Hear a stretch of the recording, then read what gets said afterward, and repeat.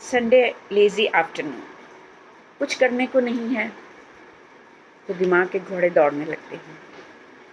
और माइंड का तो काम ही यही है to create thoughts on daily basis. क्यों?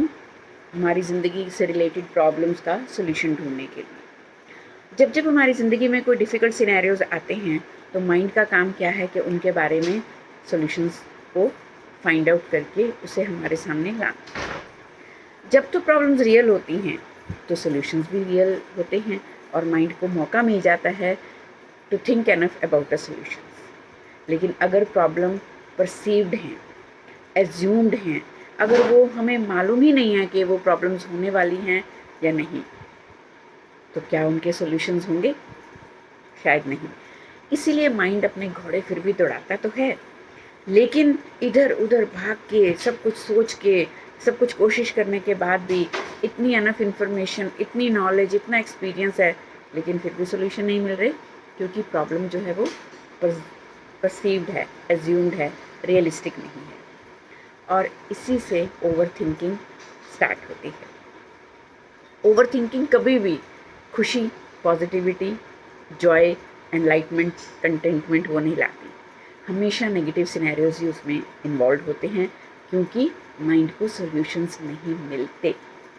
और जब ऐसी एंक्शियस स्टेट हो जाती है माइंड की, तो फिर माइंड ब्रेन में रिलीज होते हैं केमिकल्स, ऑक्सीडेटिव स्ट्रेस केमिकल्स, जो किल करते हैं, इन्फ्लामेशन करते हैं उन हेल्दी हार्मोन्स और न्यूरॉन्स की जिन्होंने डोपामिन और सेरोटोनिन बनाना होता है।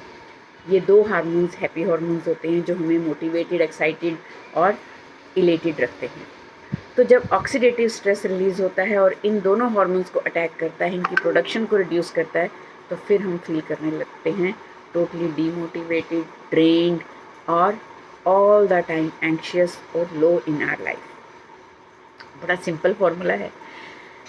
सेल्फ डाउट और नेगेटिव सेल्फ टॉक स्टार्ट करने के लिए इतना ही काफ़ी है। फॉर एग्ज़ाम्पल, एक एग्ज़ाम्पल लेते हैं कि आप सोच रहे हो कि आप खूबसूरत नहीं हो। अब मैं सोचूं तो चलेगा, आप क्यों सोच रहे हो? पर मान लीजिए आपने सोचा कि आप ब्यूटीफुल नहीं हैं, किसी और को सोशल मीडिया पे देख के कंपेयर करके, और फिर आपने उसके लिए खूब सारा मेकअप अप्लाई किया। अब मेकअप की लेयर्स के अंदर आपका असली चेहरा तो छुप गया, जो आपको लगता है खूबसूरत नहीं है। और आपके फ्रेंड ने, किसी रिलेटिव ने आपकी तारीफ़ भी कर दी कि आप बहुत सुंदर लग रही हो, बहुत खूबसूरत लग रही हो। अंदर से हमारा माइंड क्या परसीव कर रहा है कि मैं खूबसूरत नहीं हूँ, तो वो कॉम्प्लीमेंट भी हमें कॉम्प्लीमेंट ना लग के एक टॉन्ट लगता है, और हमें लगता है कि ये कॉम्प्लीमेंट मेरे लिए नहीं है, मेरी लेयर्स ऑफ मेकअप के लिए है। और ये थॉट आते ही not happy, mind is not satisfied, mind is not contented. ठीक है, तो इसीलिए वो जो फेक मेकअप की लेयर्स होती हैं, वो हमारे अंदर की जो अपने बारे में एक सेल्फ टॉक है, सेल्फ थॉट है, उसको भी कवर नहीं कर पाती हैं, और फिर ओवर थिंकिंग स्टार्ट होती है। इसी तरह से अगर हमारे में कोई टैलेंट या स्किल नहीं है, लेकिन किसी और की वैलिडेशन और एक्सेप्टेंस के लिए या खुद को प्रूव करने के लिए हम झूठ मूठ ही फेकिंग करते हैं कि yes I am strong, I am knowledgeable, I am powerful, but अंदर से हमें वो डर है कि वो मेरे पास नहीं है।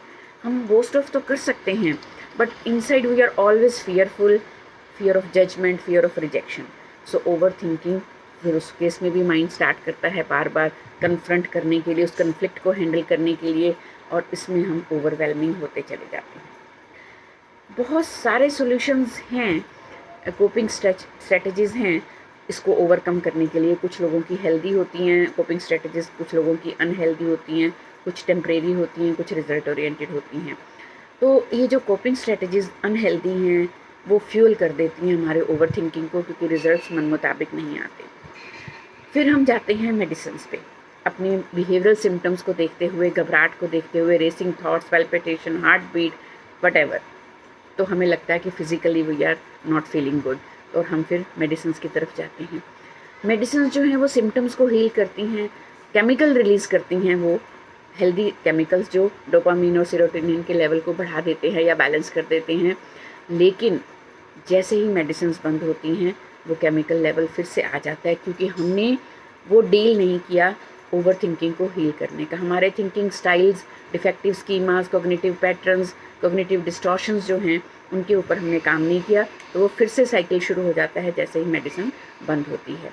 तो डिफेक्टिव स्कीमास और कॉग्निटिव डिस्टॉर्शन पे काम करने के लिए, अपने कोर बिलीव्स पे काम करने के लिए बहुत ही healthy, productive, fruitful, effective psychological techniques हैं जो आपको एक एक्सपीरियंस्ड और एम्पैथेटिक, नॉन जजमेंटल और कॉन्फिडेंशियल माहौल में एक अच्छा साइकोलॉजिस्ट, साइकोथेरेपिस्ट दे सकता है। कौन हो सकता है? बहुत हैं, और उसमें एक मैं भी हूँ, डॉक्टर स्विन Saini, serving masses across the globe through 1991, producing very effective results and transforming lives for better purpose and better meaning. तो क्यों आप हमसे दूर हैं? Just a call away, 9417804547, और शूम मंत्र होके आपकी ओवर थिंकिंग भाग जाएगी। सो स्वस्थ रहें, व्यस्त रहें, मस्त रहें। शुक्रिया।